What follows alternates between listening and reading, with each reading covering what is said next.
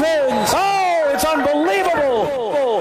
Keyshawn, J. Will, and Zubin. Lamar, how would you describe this one? A dogfight. I mean, if you wrote a movie about this, people wouldn't believe it. Big trust. Woo, woo. Lamar Jackson in the flesh. Tucker with a chance to win it from 55 yards. Tucker's kick. It is long enough. It is good. And with 2 seconds left to play, the Ravens with an unbelievable comeback.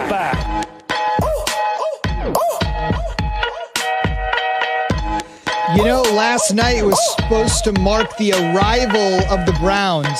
Instead, it ended up marking the re-arrival of the Ravens. Baltimore, remember, at this time last year had the erstwhile MVP, was running away to the best record in the NFL, and they bested the Browns last night in a Monday Night Football instant classic, and that's where we're going to begin with Keyshawn, J. Will, and Zubin, presented by Progressive Insurance. All of our guests on the Shell Pennzoil Performance Line will head to Cleveland in 40 minutes, boots on the ground, to see what the story is there this morning after they were setting up for such a great, momentous night, trying to get to that elusive 10-win mark for the first time since 2007, creep closer to ending the NFL's longest playoff drought.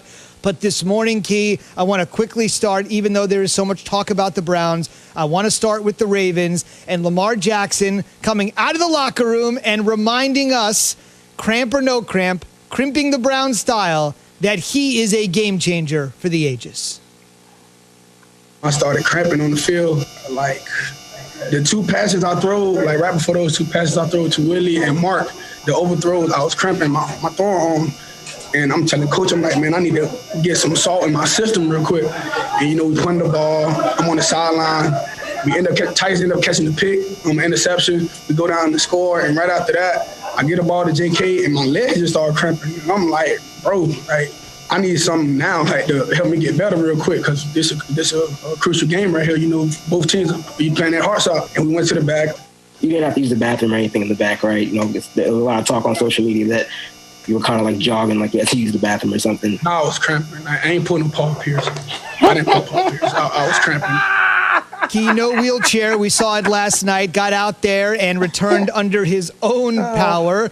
Key, I'm sure you'd love that, considering that wheelchair moment, of course, came against your Lakers. But what did you make of that amazing moment? The Ravens right back in the thick of the playoff chase. They're in the 8th spot on the outside looking in, but with the momentum they have and an easy opponent on the way Sunday, perhaps a chance for a little momentum. I think it's great. Whenever you see a guy like this do the things that he's capable of doing, going in, needing to get what he needed to get back out on the field, when you start cramping, there's all sorts of different concoctions and remedies that people do, whether it's pickle juice, whether it's Pedialyte, all sorts of things. So he goes in the locker room, he gets that. He knows that his team desperately needs him no matter what the situation is. He goes right back out there, and he gets the job done. How could you, he couldn't have written this any better, right? I mean, this is Monday Night Football. In the same draft class as Baker Mayfield, 2 former Heisman Trophy candidates winners going up against each other. It's just amazing to see that he's able to come out there and deliver the football in sync the way that he was able to do it. Now, throwing the ball back against the grain, I didn't necessarily like that, but he completed a great pass against Hollywood Brown. With Hollywood Brown against the Cleveland Browns. So you can't complain about what he was able to do. This is why this young man was a former MVP in the National Football League, and there's so much conversation swirling around whether or not he's a franchise quarterback. You do it in different ways. He's a franchise quarterback. You just do it in different ways. Zubin, I know we're going to have 4 hours to talk about football. We're going to be breaking down why Lamar Jackson reminded us of being the former MVP, how Baker Mayfield electrified his team, even though after throwing the turnover, leading them in the comeback, being down 14 points. But I got to tell you, brother, I rode with the Browns last night. I got in late. I got in plus 3.5. And I got to tell you, the lateral passes at the end of the game and the safety by Jarvis Landry, I took my phone, essentially, and almost threw it at the wall. I have a backup phone. That's how I felt last night after I lost a lot of money. I'm just going to say it to you. I'm really mad. I have to vent my frustration to the American people because I feel like a lot of people were in the same boat that I was in last night. And I know Key's going to tell me, well, that's why you don't bet. Don't do things like that. I'm just saying, I had it. I had it. And the lateral passes to the safety broke my spirit last night. That's all I'm going to say. Let's get back to football. Sorry. I don't think they were playing the game based on your. I don't really care what you have to say right now, Keyshawn. Financial really betting, Joseph, things of that nature. Joseph. It doesn't help me right now.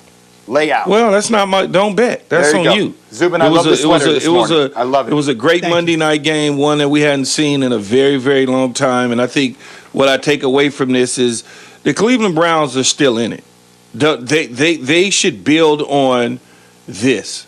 You know, I've been in situations when I was with the Tampa Bay Buccaneers, we lost to the Philadelphia Eagles. It felt like every single time that we took the field against the Eagles, we were losing. And eventually we got over the hump in the playoffs and the NFC Championship game. We went on and won the Super Bowl. The next year, we went back to Philadelphia opening day, and we kicked the you-know-what out of them. So I think Cleveland is headed in the right direction.